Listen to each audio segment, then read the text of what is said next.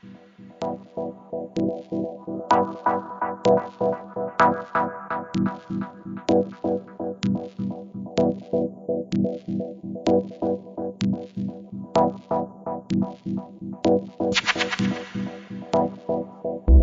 everyone. You're listening to the Blockchain Socials podcast, and I have another guest today. His name is Mark Alizart. He is a philosopher and the author of a couple of different books, including The Climate Coup, Dogs, and most recently, Cryptocommunism, which has recently been translated into English and published by Polity Books. So this book is really interesting because Mark argues that the significance of cryptocurrencies go well beyond cryptoanarchism, insofar as they allow us to appropriate collectively the means of monetary production, to paraphrase Marx, and to replace the government of persons by the administration of things, as Engels advocated. And so they form the basis of a political regime that begins to look like a communism, which is sort of like a crypto-communism, she argues in the book. But hey, Mark, how you doing? Hi, good, thanks. Thanks for having me. So I thought to start the interview would be really interesting because this is, the first book, I think, that's come out on this particular connection of different things, cryptocurrency and communism.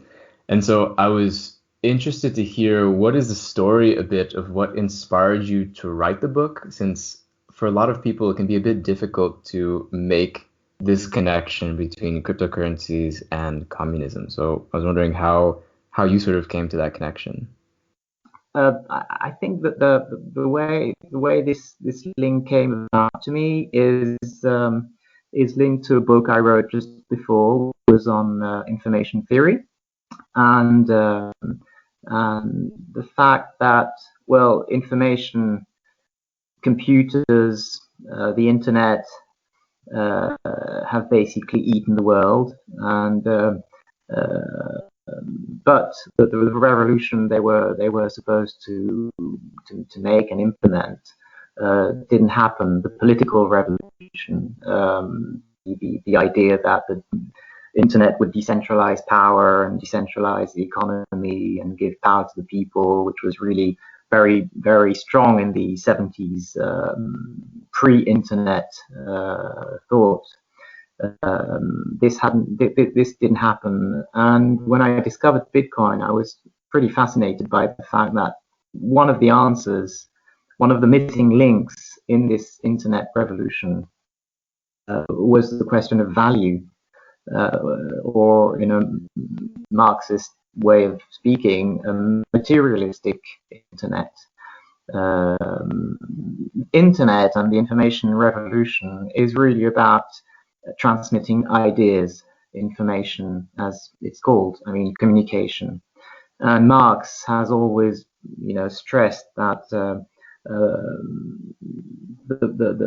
need for thinkers, for revolutionary thinkers, to think about the fact that the world is not made of ideas only, and it's mostly made of things. It's mostly made of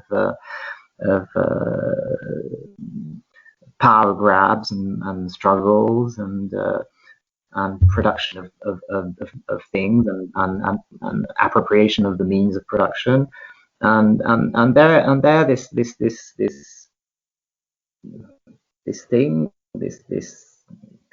invention was just appeared and was saying, we can transfer more than information on the network.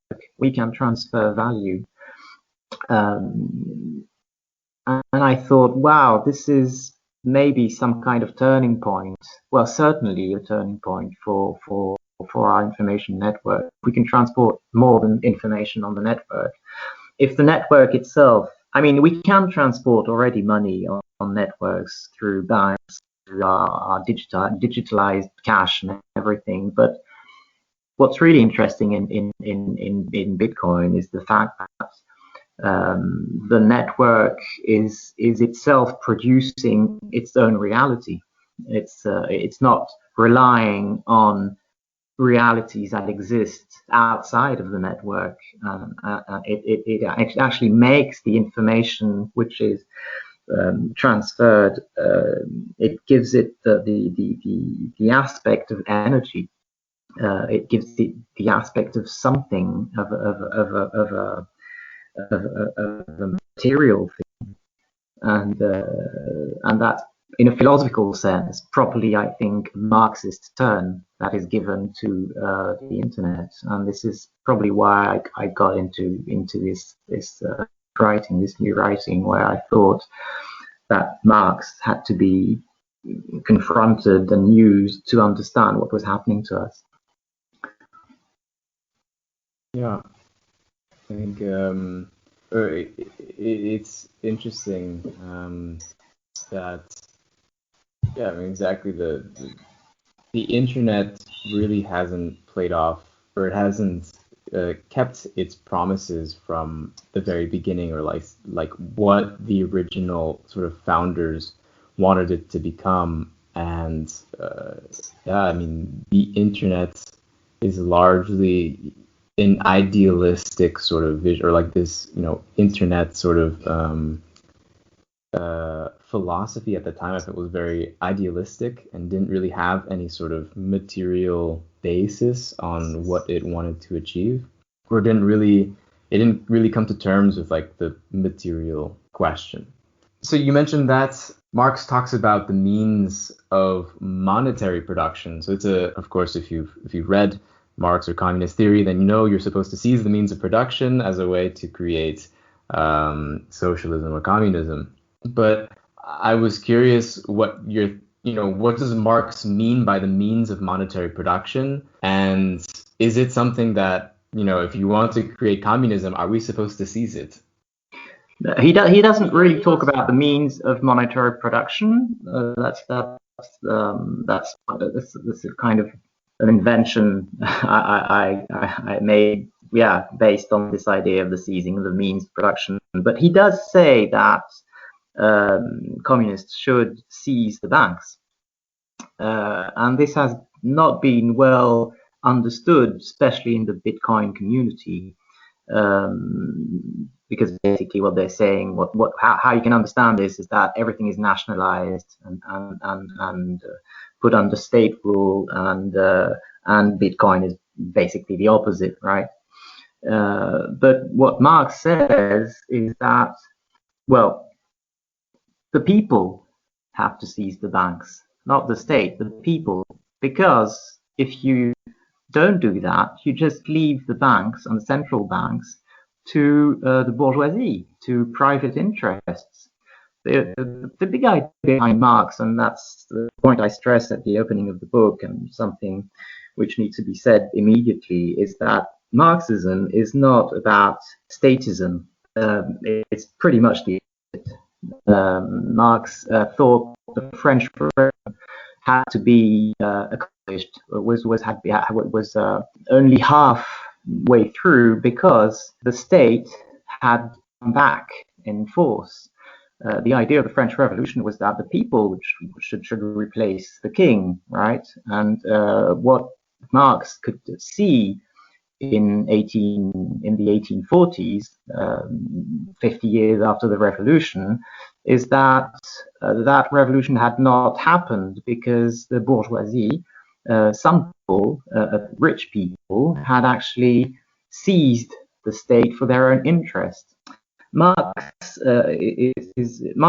and socialism at large has to be understood on the same footing as anarchism. They had very intense discussions until very late as to how that bourgeois state could be destroyed.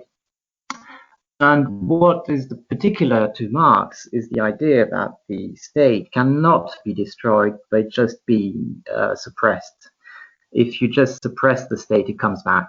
It comes back all the time as a function of capitalism. Capitalism produces state, and in a certain sense, anarchism produces states, like oysters produce pearls. It just goes back to the fact that a state is only a kind of lobby which grows bigger and takes over the disorganized state of affairs which is proper to capitalism. So Marx thought that the only way to destroy the state was to invent some kind of process that would make sure that nobody could privatize the state and pull it to his own interests. And this is where the people come in.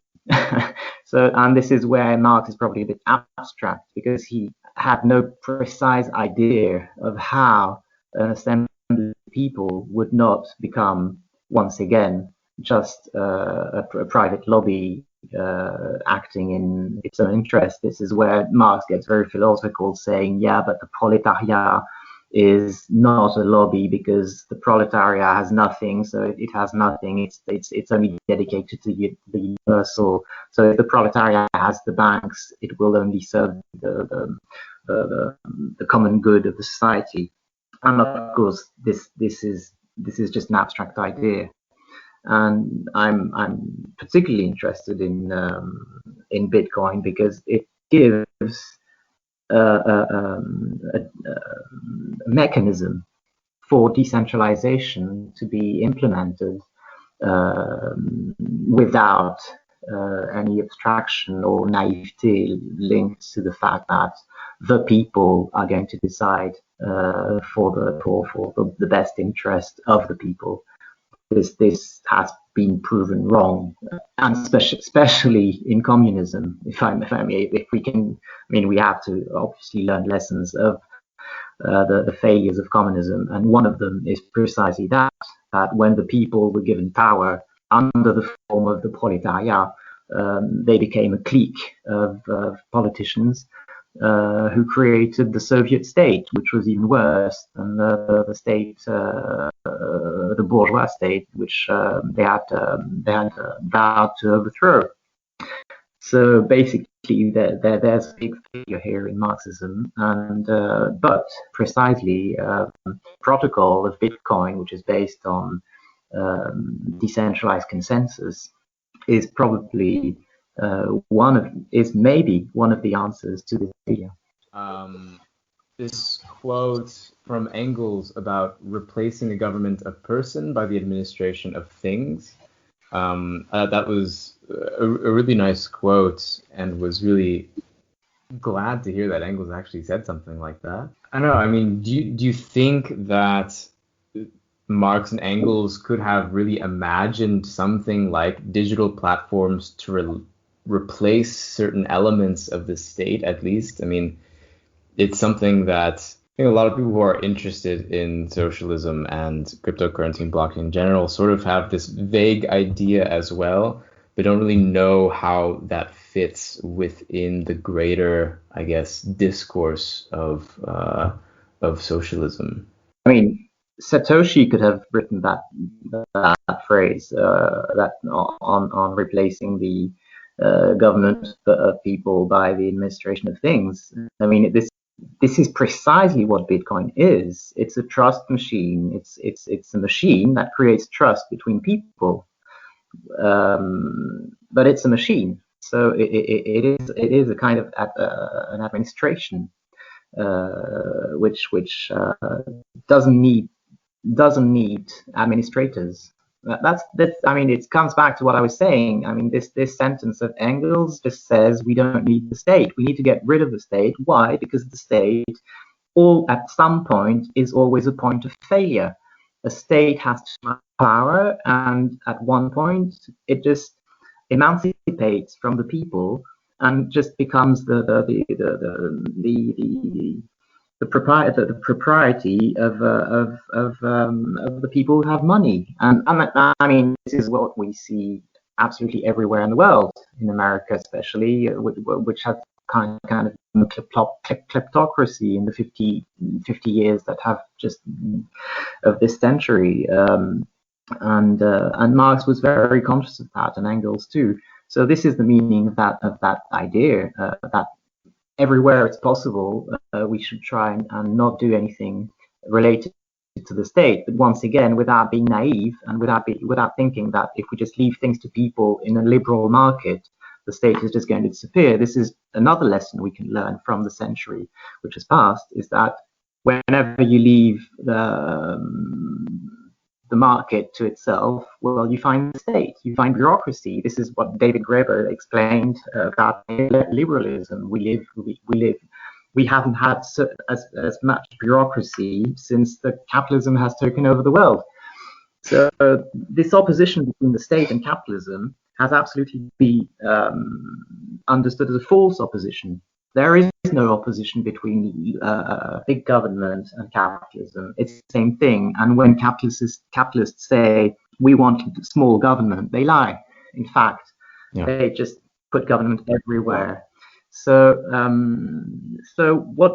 how this was implemented in the first years of socialism is interesting. It was through Soviets, which is a kind of idea of decentralization, a proto idea. The Leninists thought that the best way to administrate the economy was to let the people on local communities administrate the economy through assemblies, which they call the Soviets. This, unfortunately, the experience didn't last long. And for many reasons, but there again we have that kind of core of Bitcoin that already is present in socialism: decentralization, Soviets, people's assemblies, and the search for a way of not centralizing decisions relating to the way people are to live and administrate their economies. So yeah, definitely this is another very important point that makes the link between Marxism and Bitcoin. I think it's interesting that you said that. I think something that, I don't know, if someone is listening and they're like a libertarian or something, to think that the market and a state as hand in hand is sort of, it goes against sort of what we're told about the market and economy. Like we're given this vision as if the state and the market are at odds with each other. But in reality, I think the true sort of view would be that these things are interlinked and you can't really take them apart, and they sort of have to be tackled together. Is that sort of how you see it? Oh yeah, absolutely. Marx wrote about it. I mean, the state is only the biggest market player. The state is a monopoly inside a market, but markets tend to produce monopolies, and we see it all the time. So what the state should be doing is breaking up monopolies, which it does every so often. But most often, it just it hasn't got the strength to do it, and it succumbed to regulatory capture. We saw this with lately with Boeing and the story which broke out on the fact that the regulators were actually owned by the company which was supposed to be regulated. We saw that with Volkswagen and the diesel story, where we discovered that the regulators of the diesel cars were actually owned by people working in the car industry. Yeah. This is what the state is about in a capitalist market. It's just about implementing rules to fit the biggest player there. And that's why the state has to be broken up, because it just doesn't work. And you were talking of libertarians. The Hayek, who's often summoned to explain what true capitalism is also very, very much not understood, because Friedrich Hayek's idea was also that the state had to be weakened, but it had to be replaced in his idea by councils of unelected officials who were supposed to make the rules for us. I mean, the Supreme Court, which we're talking about a lot right now, is a Hayekian idea. The independence of the central bank of the Federal Reserve Board is a Hayekian idea. This idea that unelected people should be deciding for us what is good for us, because people are not educated enough to be able to decide for themselves. this is typically a neoliberal idea. This is typically something which comes from the libertarian side of our politics. So yeah, there is a big lie about how the markets and the state and unelected people have been working together against the people. There's a big lie on what Marx wanted, who's always presented as a statist and a bureaucrat who just wanted to suppress democracy and replace it by unelected officials that take decisions for people. I agree, this is in effect what happened in realized communism after Stalin, but it has pretty much nothing to do with Marx's writing.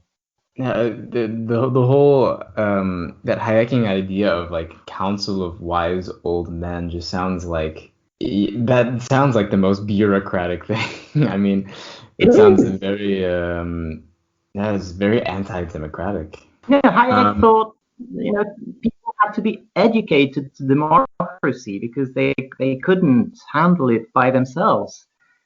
So I mean, the guy is definitely interesting, and his life is interesting, and how he fought both communism and fascism is interesting. But he had very anti-democratic views. You must never forget that.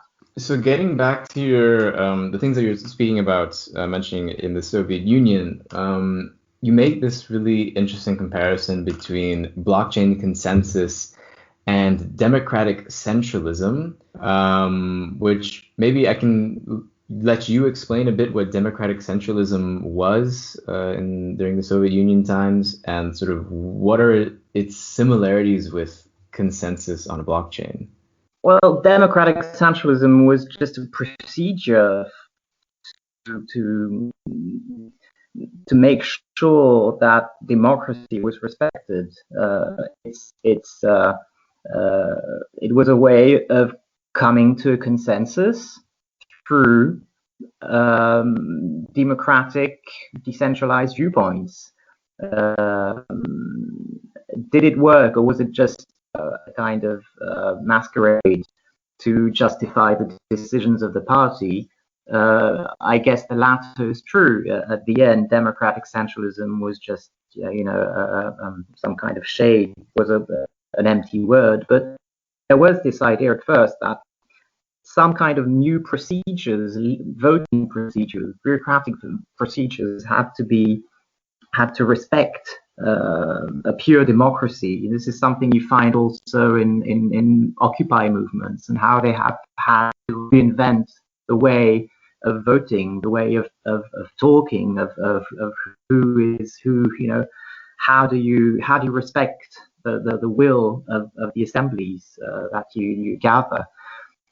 It's very interesting, all the experiences, and realizing that all this, the way we're taught that a democracy works, like you just choose one guy on a paper, and the guy who has the most votes by 0.1% is your president, was maybe, fell short of what democracy is about.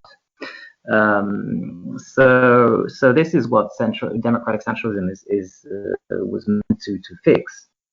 And I'm struck by the fact that when we talk about in the crypto community about decentralized consensus, well, we actually activating the same words in another way. We're saying, how do you create consensus, which is basically centralism, through a decentralized organization. And the very big difference, the only difference between the two, it is a big difference, it's a difference that makes a difference, is that Bitcoin actually works. So the protocol actually enables to create consensus through dissensus. And that's amazing. I mean, that's the Byzantine mathematical problem that Satoshi resolved. It's fascinating to see these two things, which are very separated on the paper, to be actually the same thing, in fact. And I just want to stress something on this topic, is that in the crypto community, these two words. I mean, one of them is always separated from the other. Decentralization is like the keyword for the crypto community, and in fact, I think it's consensus which is important.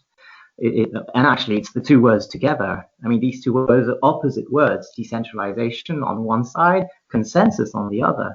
And this great gathering every year for the crypto community, which called Consensus. I think it's great. That's the name they chose, Consensus. Consensus is what we're making, and that's why also I separate myself from pure crypto anarchism.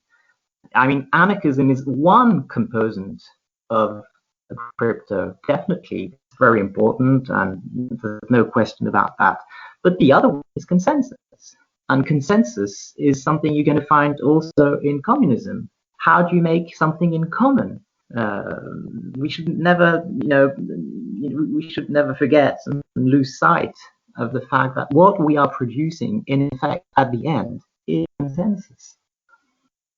I wonder a bit if it's related to like the fact that there are so many Austrian sort of fans and like these libertarians, they sort of shy away from consensus and move towards decentralization because of the sort of anti-democratic tendencies of that type of thinking. It's pretty interesting. I guess they can't really call the giant conference decentralized. It's not it's not about coming together or anything.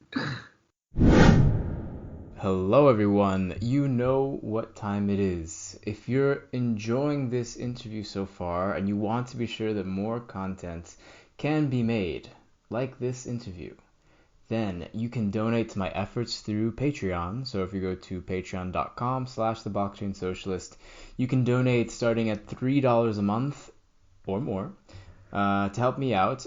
And you can join other patrons like Andrew, Sam, Paul, Matthew, Kendra, JB, and the newest patron, Howard, in helping me do all this stuff. So at the moment, I've spent more on this project than I've ever earned due to the amount in hosting costs and equipment. So any amount, of course, really helps. And in the future, I'm hoping to do more complex bits of content so that we can help spread the message that blockchain does not need to be used to further entrench capitalist exploitation if we put our efforts into it. So if that message resonates with you, I hope you'll consider helping out. Also, admittedly, this interview didn't have the best audio quality due to some connection issues and the fact that my microphone is not the best either. So if you would like to have better audio quality, you may like to know that I use the patron money to purchase better equipment and provide higher quality audio. So hopefully I can do that in the future. If you can't help out financially, I understand. One thing that you can do instead is to subscribe to the podcast on whatever preferred platform that you like, or even go to the Blockchain Socialist YouTube channel if you prefer listening there, and leave a positive rating. So give it a 5 stars if you think it deserves it. Another thing that you can do is become an active member in the Crypto Leftist subreddit, so r/cryptoleftists, and as well in the Crypto Leftist Discord group. But that's all I got, so here's the rest of the interview with Mark Alizart, who is the author of Cryptocommunism, which is out from Polity Books. But so in the book, you mention that the internet has largely failed its sort of socialistic goals of being a common resource that would free humanity from the chains of corporations through information. But this is something that the Cypherpunks sort of saw coming, and the Cypherpunks were sort of a very eclectic group of different people, of technologists, some of them very far right wing. And not too many of them very left-wing, to be honest. But I'm curious why you think the left sort of missed this, almost ignore this type of movement. Well, the answer you gave in your question, I mean, the cultural hegemony struggle was lost just start with. The creators were right-wing. There's no question about that. And sometimes outright, I mean, extreme right-wing. And they decided that, and I mean, rightly, because they were the creators, that Bitcoin and crypto would be a libertarian idea opposed to statism, which they identified to Marxism. So in return, I guess Marxists and socialists said, "Oh, okay, so this is their thing. We're going to leave it to them." It's just about, it's a device to evade taxes, evade the state, free the individual, and it is not linked to what we have as ideals as socialists. And I think they lost the plot. They got caught by the red herrings of decentralization and liberty. And there's another thing also, and that's quite paradoxical in a sense, but it's linked to the fact that Bitcoin is money. And money is not central to Marxism. I mean, the means of production are, and as I was saying when we started the conversation, the material aspect of things is typically a Marxist thing to consider and to be interested in. But money is not. Money is not. Money is just veil in Marxism. It has no efficiency. It's even more than a veil. It's an illusion. It's something we should be, very cautious about. And Marx was very critical of any new monies invented by socialists, because inventing monies is not something new to the 20th century. Many socialists at the time of Marx tried to invent new kinds of monies that would be people's monies. And Marx always, laughed about that, saying this is not going to change society or class struggle or the means of production. So just leave that aside and concentrate on the serious stuff. But for many reasons, for these two reasons, basically, that both it was too virtual, too abstract, too linked to the internet and to the failures of the internet and to information theory, too much money, too much right-wing people in there, made it very difficult for socialists to be interested in all that. And I think it's wrong, but I see it's changing. I mean, your blog is a sign of this change, but many writings have been produced lately. My book is one of them, but I meet lots of scholars around the world who are working and who are now reappropriating that crypto scene and understanding that there's something for them to be worked on and understood and on their side. I mean, principally, just to be very basic, this idea that Bitcoin has the capacity, maybe it's a mythical capacity, but it's written in the status of Bitcoin, to disrupt central banking, just that should arouse and interest socialists. I mean, if our common goal is to start with to disrupt the financial system and to break the monopoly of central banking, of kleptocracy, definitely socialists. I mean, or at least socialists would definitely be interested in Bitcoin. Do you have any thoughts on the internet at its beginning and like the cypherpunk movement, on like why that was more of a, because it seems just like from the beginning, even before Bitcoin, it was really something that the cypherpunks, who were largely right-leaning, I think there was like Julian Assange, you can maybe argue is a little bit to the left, but he's not, that's a different case.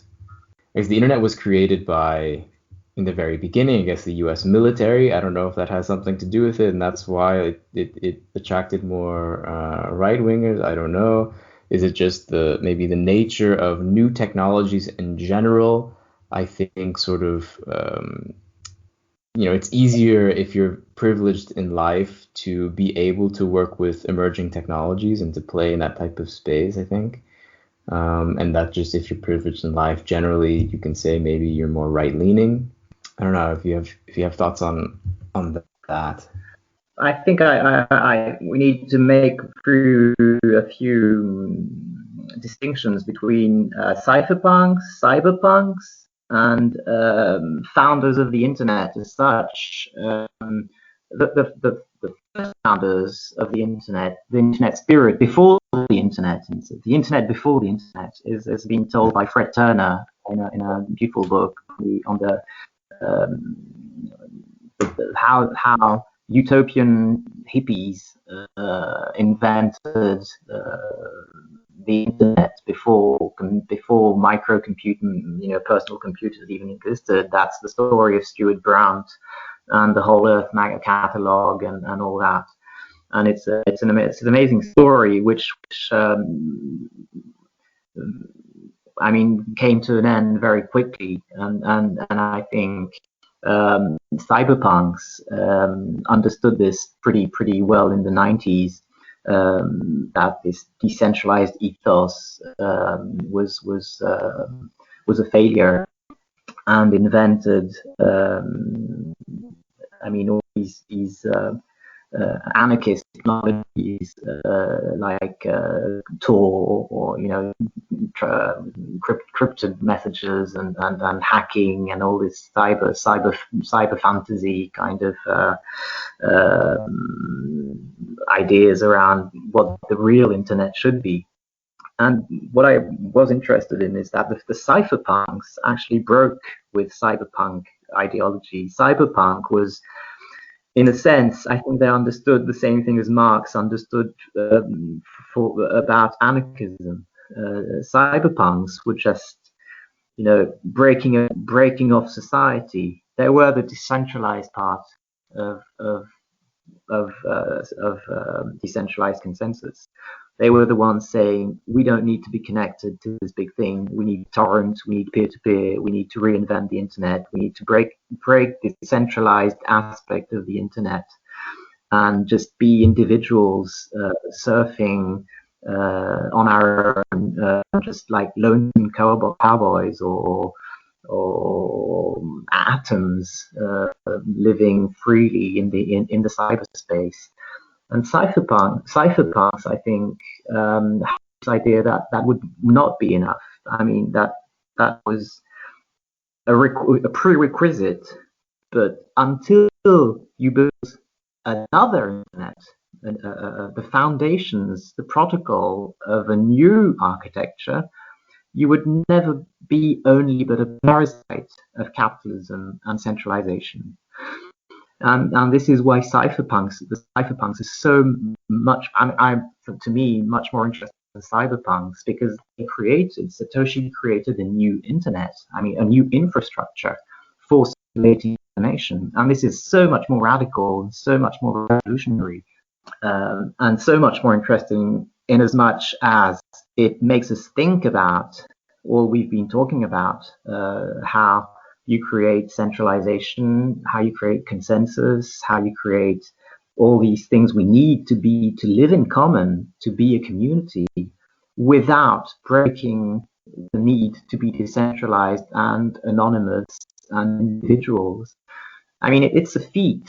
It's probably one of the most remarkable successes of human thought when you come to think about it. That breakthrough that Satoshi made. How connect the two most opposite things in the world: consensus, decentralization, and make work together. It's no coincidence that it was a very difficult mathematical problem that had been unresolved for so many years. It is not only a mathematical problem; it's a philosophical problem. It's a problem which we've been running through the whole of political theory since Plato and Aristotle. Nobody had found the way of making these two things come together. We could say the multiple and the one, if we wanted to use the most radical philosophy words to describe what Satoshi managed to do. So what he did to the internet was in that sense really go to the end of what the promise of the internet that had been failed. He made it come true. So, do you think that Marx and Engels themselves would have been interested in cryptocurrency? I think they wouldn't have been interested in cryptocurrency per se, especially not Bitcoin, because of the scarcity of Bitcoin and the analogy with gold and the deflationary nature of Bitcoin. I mean, Yanis Varoufakis talked about that a lot, and I think he's right. I mean, there's nothing particularly socialist in what Bitcoin is as a mean of exchange, as a monetary unit. The protocol is socialist, but the token itself is not. It's a way, and it's pretty simplistic in a sense. And I mean, this is what Austrian gold bugs like about Bitcoin, and that's what probably I like least. It's not what really I'm interested in. There's many things you can deal with programmable money that Bitcoin just only not even. I mean, it doesn't even get close to it. I'm much more obviously interested in Ethereum. And I think if Marx and Engels had to have been interested in something, it probably would have been gas. The idea that it's not actually money, but it's gas to make apps function. That is a really interesting idea. That's a really interesting idea, I think. That's what you're actually dealing with and accumulating is some kind of gas, some kind of energy in a sense. I mean, gas is an interesting analogy to what Marx could have understood, because Marx definitely understood energy and the importance of energy in the production system and Ethereum in a sense. I mean, it duplicates this idea that you need energy to make a computer function, the world computer function. So then you think Marx and Engels would have been they would be waiting for the flippening of. You had a couple of interesting things in the book, a couple of interesting criticisms of Marx, especially one of them being that Marx largely ignores information as a sort of agent in his writings, especially in regards to its relation with currency. So I was wondering if you could explain a bit that sort of criticism of Marx on how he doesn't really think too much about information, and then Hayek famously does in that one thing that he wrote. He claimed that socialism would fail because you need markets to be able to parse information, and socialism can't do that because you're planning everything. So I was curious if you can talk about the relationship of information, something I know that you've studied quite a bit, and with Marx's writing. The debate between Hayek and Marx is interesting in the sense that Marx is both in advance and retrograde, and the same goes with Hayek.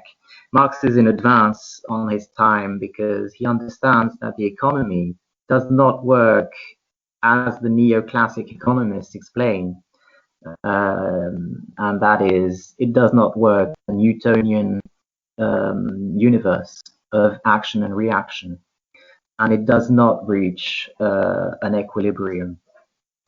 Marx was a contemporary of the discovery of the steam engine and the science of thermodynamics, and he thought the economy worked like the steam engine. So how does it work? Through dynamical equilibrium or unstable equilibrium, and that is why he was so interested in energy.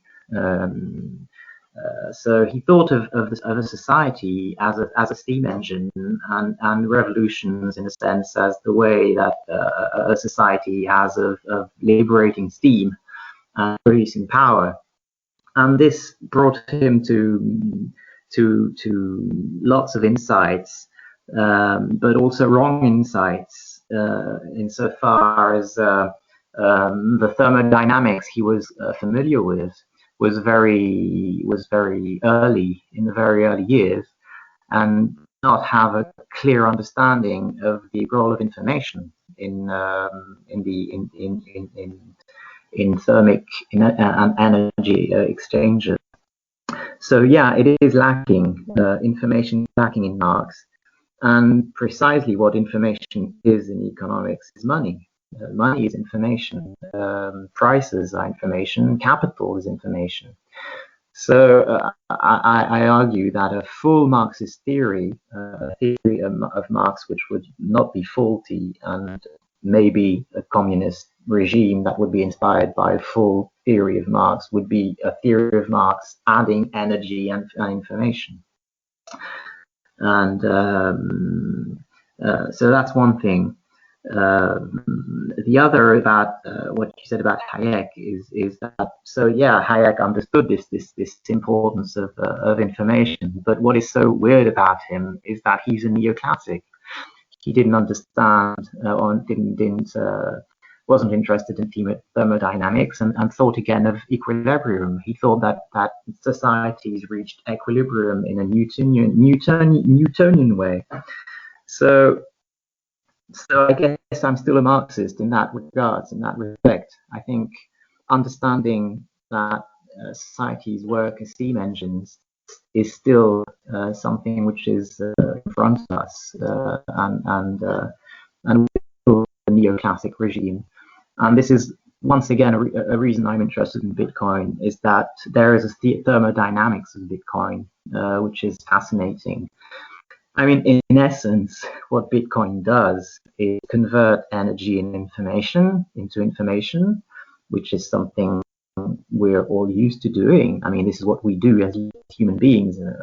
We convert energy, we convert the food we eat into thoughts, intelligence, ideas, and we organize our space. So we convert energy into information, and basically all living beings in the world do that. But it also converts information into energy, or at least it gives to information the qualities of energy. Just to explain this, if like we're talking, so we're sharing information, and this is a property of information, is that when you share it, when you pass it on to somebody, you don't lose it, you multiply it. Bitcoin has the protocol, the way of inventing a way of, when you share information, you lose it. It's a non-duplicable information. And that was never heard of. And I'm generally convinced that it has applications to the physical world. I wouldn't be surprised if someone said that in the quantum world, well, this is what happens, that information gets transformed into energy-like properties. And this is how the world is actually built. I'm fascinated as a philosopher also, and as someone interested in the history of science, by how Bitcoin relates to very deep discussions in the scientific community on the nature of being itself. I mean, is being information? And if being is information, how does it build a world of energy? And this is basically what quantum physicists are all about. I mean, they now understand that what they're dealing with is information, and they have to understand the divide between the quantum world and the classical world, which is the divide between an information-ruled world and an energy-ruled world. And maybe Bitcoin is the missing link. Maybe someone will come up with a Bitcoin theory of everything, which I'd be glad to embrace. So just to finish with your question, I mean, it's fascinating that Bitcoin forces us to understand economics in a way that even Marx and the best economists hadn't understood. Since you wrote the book The Climate Coup, which is about, of course, climate change, and I was curious to hear about your thoughts on the very common criticism that that you get about crypto and blockchain, how it shouldn't be used by the left because of its high energy use and sort of wasteful energy use. So I was curious, like, how do you think the left should think about this question? Like, how should we handle it? Well, I think there are two things in your question. The first one is energy fundamentally bad? Is consumption of energy fundamentally bad? The answer is no. If energy is clean, then there's no reason why we should say that a high energy consumption is bad. Obviously, what's bad is burning fossil fuel, but using the whole energy of the sun to make something poses absolutely no problem to me. So that's one thing. I think the left has to stop being afraid of energy. Life forms, the universe, rocks, plants consume energy, combust energy. That's what life is about. It's unless you want to stop life from happening, then just you should consume energy. You just should consume the right kind of energy. And then the second topic is how much energy does Bitcoin consume, and does it consume too much energy? I don't know if there's a limit to this. I don't know how much energy it'll be consuming in 20 years. What I know is the figures I have that I could find around me are far away from what's usually said about in the media. I mean, an engineer in France calculated that Bitcoin used 15 terawatts an hour of energy in 2019, which is a lot of energy. There's no question about that. But it has to be compared to the fact that air conditioning uses 2,000 terawatts an hour, which is 100 times more. So I guess we're going to die of air conditioning much sooner than we're going to die of Bitcoin consumption.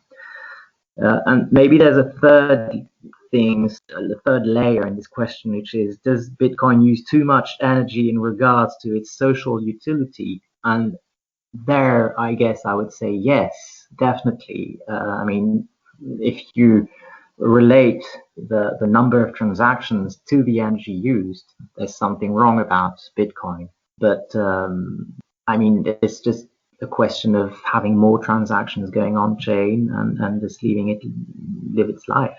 I guess we'll see if this discrepancy stays around or not. So this criticism is I mean, it's usually played out by people who may have done a little bit of research solely on Bitcoin and the proof of work sort of consensus mechanism, without really maybe not knowing or maybe not wanting to acknowledge, I don't really know, other types of consensus mechanisms that are out there and that are being tried that do use a whole lot less energy. But I mean, I agree that sometimes I think this is associated with this sort of anti-tech sentiment on the left a bit as well, this sort of fear of energy.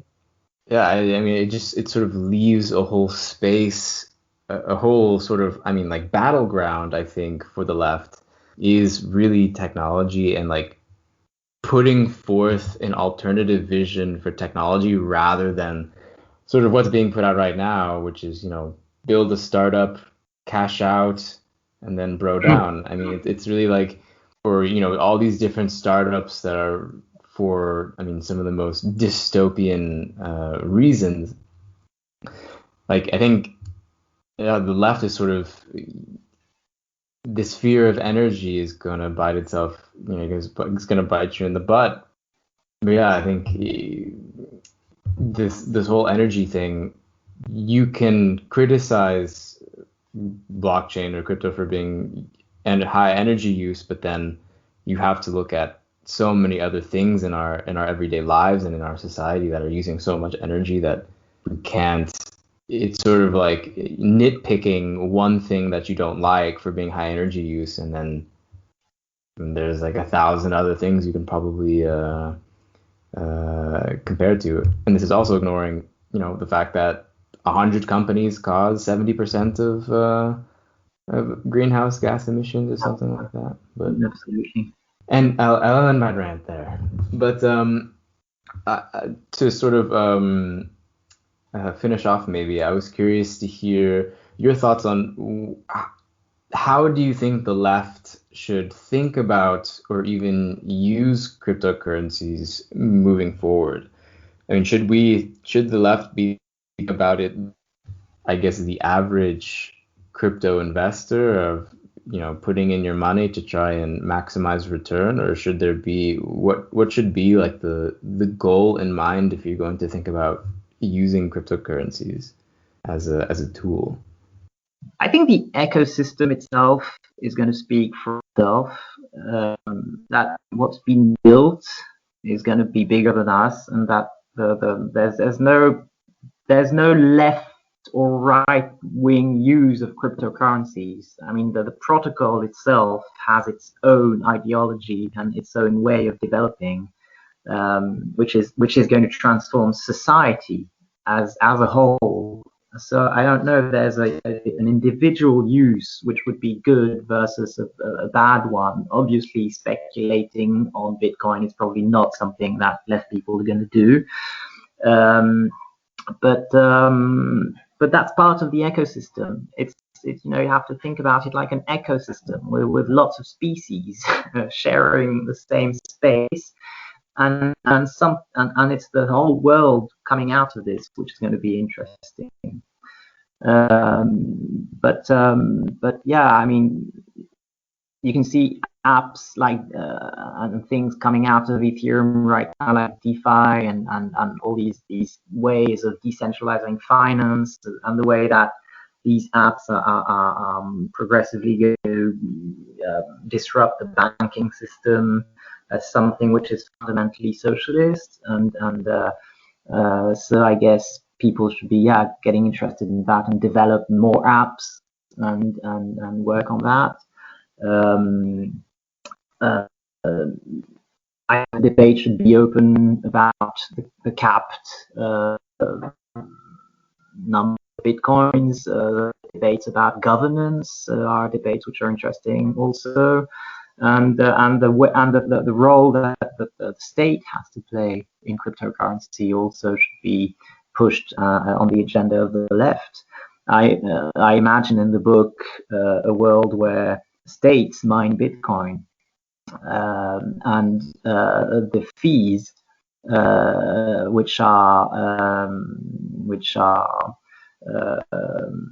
which the miners get on every transactions become the equivalent of a tax, which is shared by the people. Sometimes I like the idea of tax evasion in Bitcoin, or people who use Bitcoin and say that Bitcoin is going to break about the state because we're not going to be paying taxes anymore. That is so stupid. I mean, you pay tax to miners, right? You don't pay taxes. You pay taxes on Bitcoin. You pay taxes on every transaction, and this is actually quite new and very interesting, because if the state, instead of imposing taxes on work and salaries, imposed taxes on transactions, if the state even 0.01% every credit card transaction happening on its territory, it would be infinitely richer than if it by continuing to raise taxes in a traditional way. So cryptos is also transition to another kind of tax system, which will be, I think, much more democratic and much more in favor of having prosperous states, and prosperous states are important because it means more investment in infrastructure, and more investment in the wealth of the people of society. So this is another way. I mean, the left could use, as you were saying, cryptocurrencies just just as an invitation to think about how our future economies, societies, tax systems are going to be built, and how they can benefit the people more. The sole idea of an existence of multiple different types of monies with different velocities, with different users. I mean, the consensus, general consensus, is usually that we're going to one kind of monoculture of money. The dollar is going to be the only money in the whole world, and there's something progressive about having only one type of money.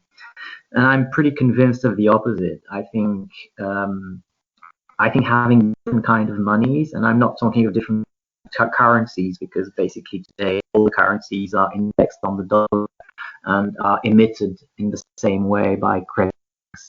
I'm saying I think Bitcoin has a role to play besides complementary monies, regional monies, local monies.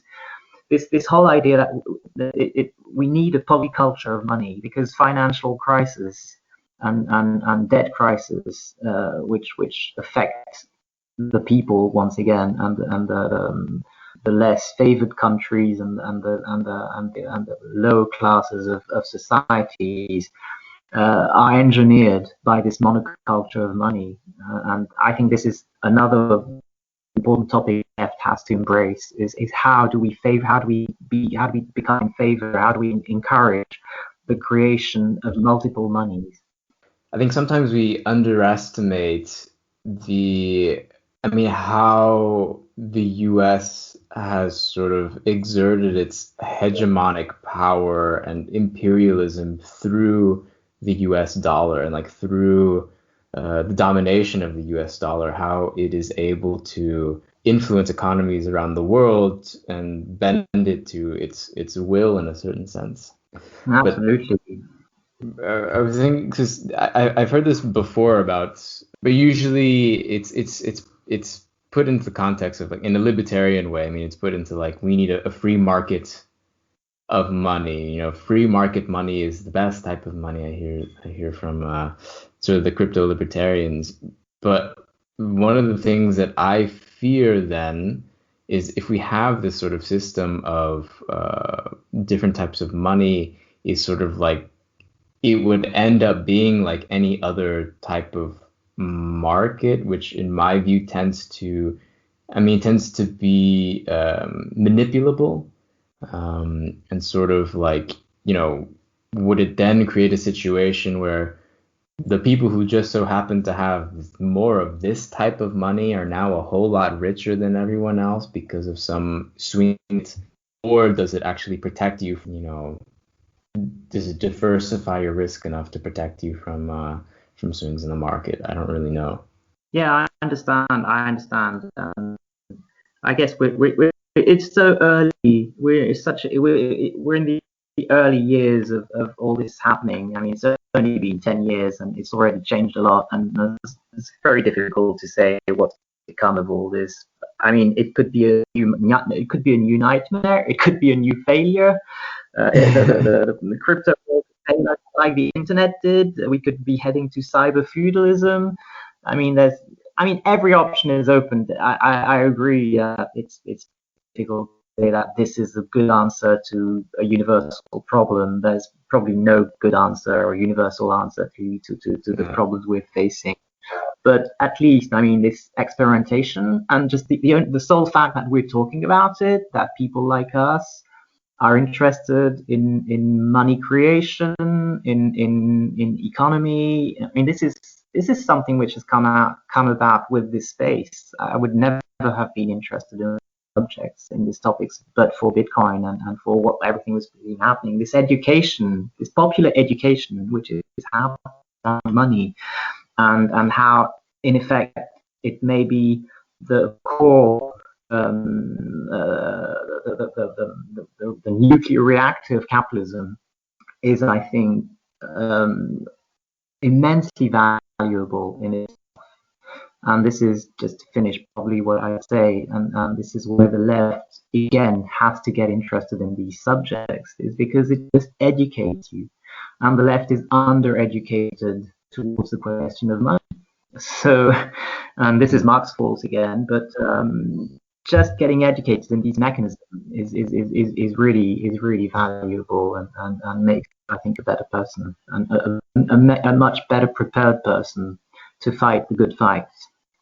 I think then that's a good transition to my last question, because if you are on the left and you also want to learn a bit more about money, where can people purchase your book, Cryptocommunism, and where can people follow you and learn more about your work? Well, it's pretty well distributed in America and England and Australia. So I guess any bookshop would have it, and if it doesn't, it's not cool, and you should tell them to have it. If worst comes to worst, they can at least look at like I mean, I think it's on Amazon for sure. Oh It's yeah, published by it's Polity on all the Books. it's on all the platforms now, obviously. But you know, just go to your local bookshop. And where is there a place that people should follow you, or do you have? Oh, I have a Twitter account. I have a handle. I rarely tweet really. I'm more interested in reading everything I can find on crypto, on the crypto Twitter, which I love following, which is really a crazy place. So sometimes I tweet some nonsense. So if you want to read nonsense, yeah, I'd follow my handle. Cool. It's just Mark Alizart, right? Yeah. So see All you on the right. other side. See you on the other side. All right. Well, thanks a lot for taking the time. I highly recommend people to check out the book. It's a pretty it's a good read, and it's one of the first books to really tackle this type of combination of two things. And of course, I think if you're listening to this podcast and you'd be interested in that particular combination of two things, so definitely check it out. It's called Cryptocommunism. But yeah, thanks a lot for coming on, and let's continue the conversation as we can. Thanks again.